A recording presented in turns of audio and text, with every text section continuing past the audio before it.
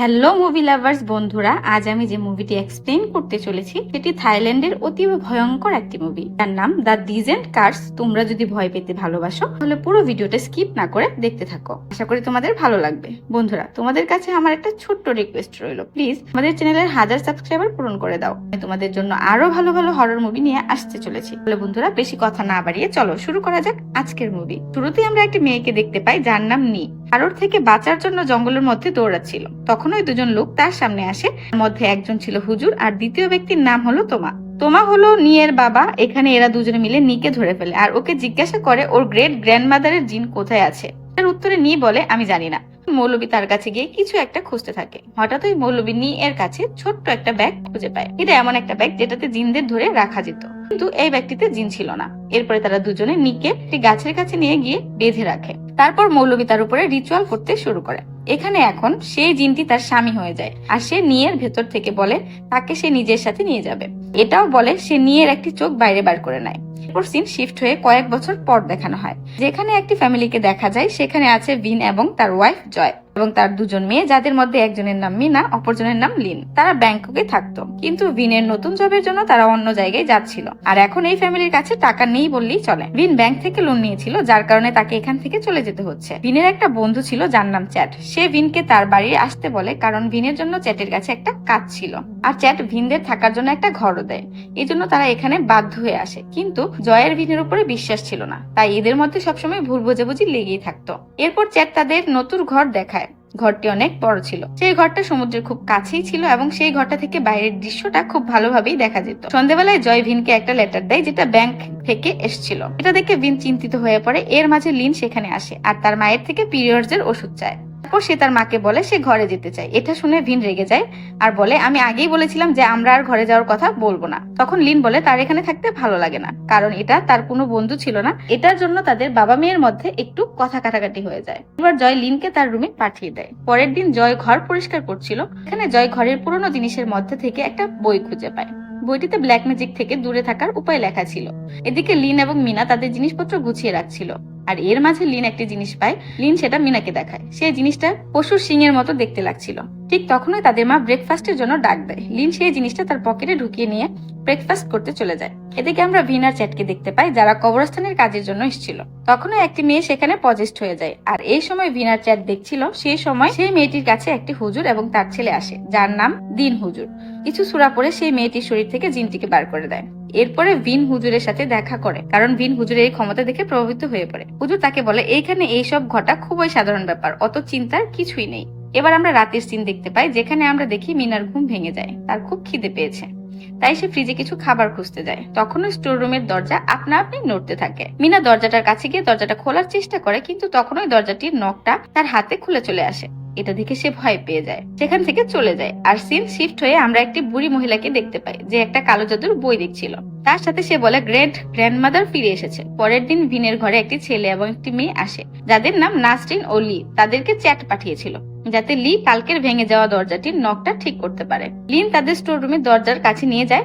এখানে লি দরজাটির নখ ঠিক করার চেষ্টা করে এবং সে লিনের সাথে কথা বলারও চেষ্টা করে, কিন্তু লিন তাকে কোনো পাত্তা দেয় না। এদিকে নাসরিন ঘরটিকে ভালো করে দেখতে থাকে, যেখানে সে ভিনের ফ্যামিলি ফটো দেখতে পায়। সেখানে জয় চলে আসে আর জয় তাকে জিজ্ঞেস করে যে তার কি কোনো হেল্প লাগবে। তখন নাসরিন বলে না, কোনো সাহায্য লাগবে না। সে শুধু তার কাজিন ভাইকে নিয়ে এসেছে যাতে সে দরজার নখটা ঠিক করতে পারে। এখানে নাসরিন জয়কে সেখানকার লোকাল স্ন্যাক্স খেতে দেয়, যেটা সে তাদের জন্য এনেছিল। এরপর সিন শিফট হয় আর আমরা নাসরিনকে দেখতে পাই। নাসরিনের ভাই লোকেদের ভিতর থেকে জিনদের তাড়ানোর কাজ করত। নাসরিন তার ভাইয়ের কাছ থেকে এই কাজটা শিখতে চাইতো, কিন্তু লি তার বোনকে এই কাজটা শেখাতে চাইতো না, কারণ এই কাজে খুব রিস্ক আছে আর এখানে এইসব কাজ মেয়েরা করে না। এগুলা মেয়েদের কাজ নয়। এগুলা শুনে নাসরিন ভিনের ফ্যামিলির ফটো বের করে আর এই ফটোটি নাসরিন তার ভাইকে দেয় আর বলে এই ফ্যামিলির উপর লক্ষ্য রেখো, অর্থাৎ সে তাকে কালো জাদু করার কথা বলেছিল। এরপরে আমরা ভিনকে দেখতে পাই, যে তার বসের অফিসে ছিল। তার বস তার কাজে অনেক খুশি ছিল আর তার বস তার কাজের জন্য তার প্রশংসা করত, তাই তাকে আরো কাজ দেয়। সেই জন্য ভিনের ঘরে আসতে অনেক রাত হয়ে যায়। এখানে তার ওয়াইফ তার জন্য অপেক্ষা করছিল। ভিন অনেক রাত করে ঘরে ফেরে আর এই কারণে তাদের দুজনের মধ্যে কথা কাটাকাটি হয়। তাদের ঝামেলার আওয়াজ শুনে সেখানে মিনা চলে আসে আর সে তার বাবা মাকে ঝগড়া করতে দেখে। একদমই খুশি ছিল না, সেই জন্য তারা দুজনে ঝগড়া করা বন্ধ করে দেয়। এবার রাতে যখন জয় ঘুমাচ্ছিল তখন তার চাদর কেউ যেন টেনে টেনে খুলে নিচে ফেলে দিচ্ছে, যার কারণে তার ঘুম ভেঙে যায়। সে জানালার কাছে গিয়ে একটি জিনকে দাঁড়িয়ে থাকতে দেখে, যে তাকে বলছিল সে তার গোলাম হতে চায়। তখনই জয়কে একটি বিছে কামড় দিয়ে দেয়, আর তখনই সেই জিনটি গায়েব হয়ে যায়। আর লিনের চিৎকারের শব্দ শোনা যায়। জয় আর ভিন তাড়াতাড়ি তার কাছে যায়। তারা কাছে গিয়ে দেখে কেউ একটি ছাগলকে মেরে গেটে ঝুলিয়ে দিয়েছিল। এটা দেখে তারা তিনজনে খুবই ভয় পেয়ে যায়। এটা কালো জাদুর একটা রিচুয়াল লাগছিল। আসলে বন্ধুরা, কালো জাদু করতে গেলে কোনো জানোয়ারকে স্যাক্রিফাইস করতে হয়। পরের দিন সমুদ্রের পাড়ে বসে লিন তার পুরনো বন্ধুকে সবকিছু বলতে থাকে। তখনই তার কাছে একটি বুড়ি মহিলা চলে আসে, যার একটি চোখ ছিল না। সে লিনের কাছে এসে বলতে থাকে যে গ্রেট মাদার আসতে চলেছে, আর সে তার পরিবারকে নষ্ট করে দেবে এবং সে তার সাথে তার ফ্যামিলির উপর অন্ধকার ডেকে নিয়ে আসবে। এটা শুনে লিন ভয়ে পিছনে সরে যায়। তারপর সেই মহিলাটির নাতনি তাকে সেখান থেকে নিয়ে যায়। এরপর সিন শিফট হয়। আগের দিন রাতের ঘটনার কারণে তারা তাদের বাড়ির বাইরে সিকিউরিটি রাখে, যাতে কি আবার সে একই কাজ না করে। আমরা দেখতে পাই জয় কাজ করছিল। কাজ করতে করতে তার মুখ দিয়ে রক্ত বেরিয়ে যায়। তার মনে হয় যে এটা বিচের কামড়ের ফলে হচ্ছে, হয়তো সে অত সিরিয়াস নয় এটা নিয়ে। তারপর মধ্যরাতে জয় লিনকে দেখতে পায়। সে নিচের বেসমেন্টের দিকে যাচ্ছিল। তখন জয় এটা দেখে অবাক হয় আর তার পিছু করতে থাকে। জয় ওকে ডাক দিতে থাকে, কিন্তু লিন তার কোনো কথা শুনে না। তখন জয় তার কাছে যায়। সেখানে গিয়ে সে দেখতে পায় এক ভয়ঙ্কর দৃশ্য। লিন একটি ছাগলকে মেরে তার কাঁচা মাংস খাচ্ছিল। এটা দেখে জয় প্রচন্ড ভয় পেয়ে দৌড়ে উপরে চলে যায়। সে তার ঘরের দরজা খোলার চেষ্টা করছিল, কিন্তু সে খুলতে পারছিল না। হঠাৎ তখনই তার পিছনে আমরা একটি জিনকে দেখতে পাই।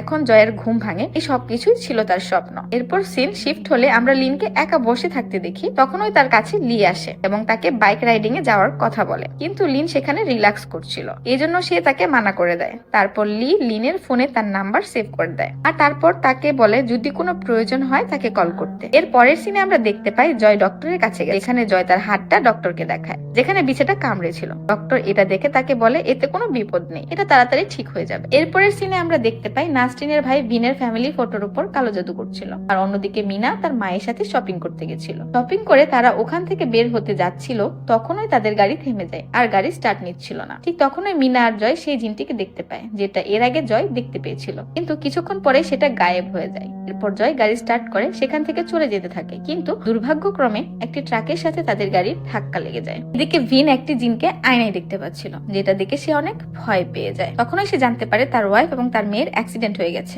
এরপর সে দৌড়ে হসপিটালে যায়, যেখানে লি এর সাথে দেখা করে। লিন তার বাবাকে বলে যে মিনা আর কখনো ঘরে ফিরতে পারবে না। এর মানে হলো ওই অ্যাক্সিডেন্টে মিনা মারা গিয়েছে। এটা শুনে তারা দুজনেই কান্নায় ভেঙে পড়ে। যাই হোক, সিন শিফট হলে আমরা মিনার অন্তিম কার্যের দৃশ্য দেখতে পাই, যেখানে জয় ছিল না, কারণ সে এখনো হসপিটালে অ্যাডমিট ছিল। এর কিছুদিন পর জয়ের জ্ঞান ফিরে আসে।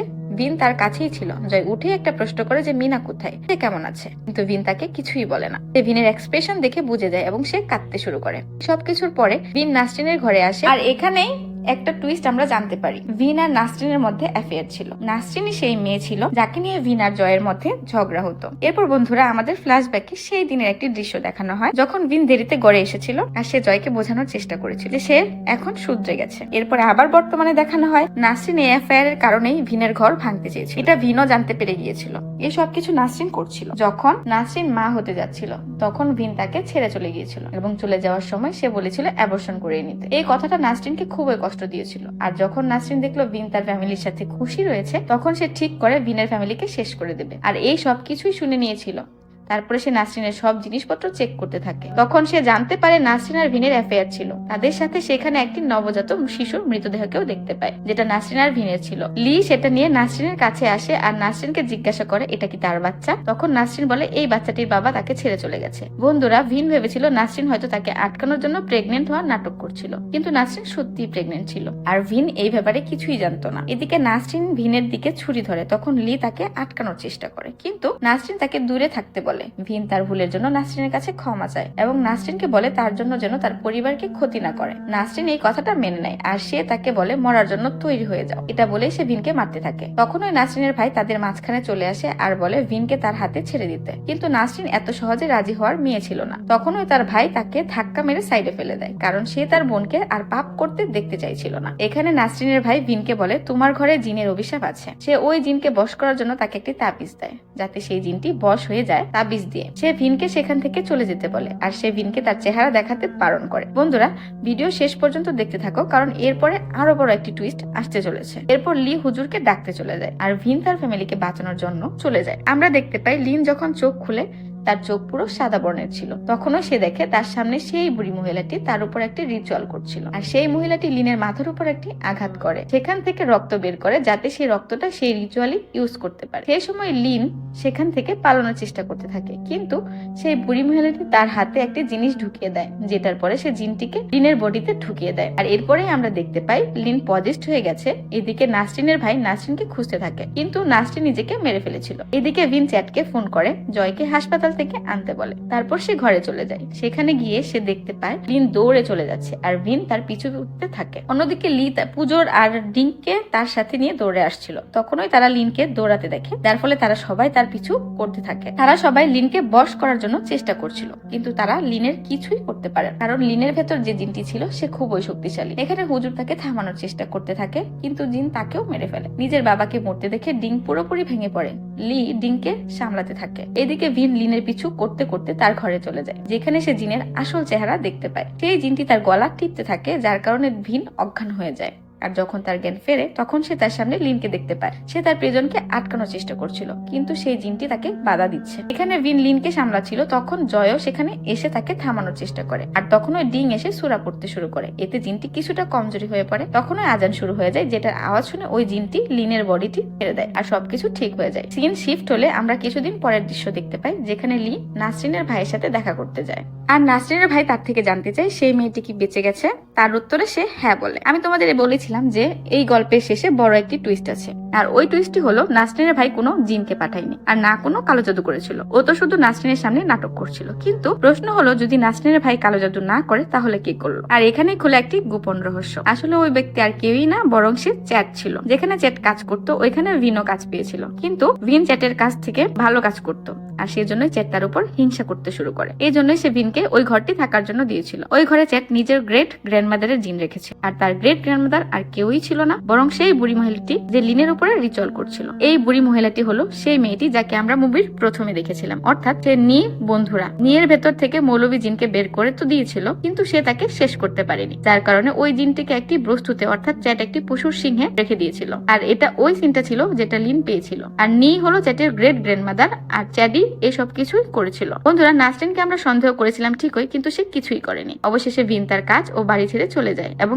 এখানে চ্যাটের উদ্দেশ্য পূরণ হয়ে গিয়েছিল। বন্ধুরা, এই মুভির শেষে আমরা বুঝতে পেরেছি যে আমরা মানুষের চেহারাও তো দেখতে পাই, কিন্তু তাদের মন নয়। যে আমাদের সামনে ভালো সাজার চেষ্টা করে, কে জানে সেই হয়তো আমাদের ব্যাপারে কি ভাবছে। আর এটা যে কেউ হতে পারে, আমাদের বন্ধু, আমাদের কাছের মানুষ বা আমাদের আত্মীয়। আমরা তাদের মনের ভিতর ঢুকে দেখতে পারবো না যে তারা কি চায়। আর এই শিক্ষার সাথে এই মুভিটি এখানেই শেষ হয়ে যায়। এটাই ছিল আজকের মুভি। বন্ধুরা, গল্পটি তোমাদের কেমন লাগলো সেটা কমেন্ট বক্সে জানাতে ভুলো না। আর গল্পটি ভালো লাগলে একটা লাইক করে দিও। এরকম আরো মুভির গল্প দেখার জন্য আমাদের চ্যানেলটিকে সাবস্ক্রাইব করে নিও। বন্ধুরা, দেখা হচ্ছে পরের গল্পে। ততক্ষণ পর্যন্ত ভালো থেকো। আল্লাহ হাফেজ।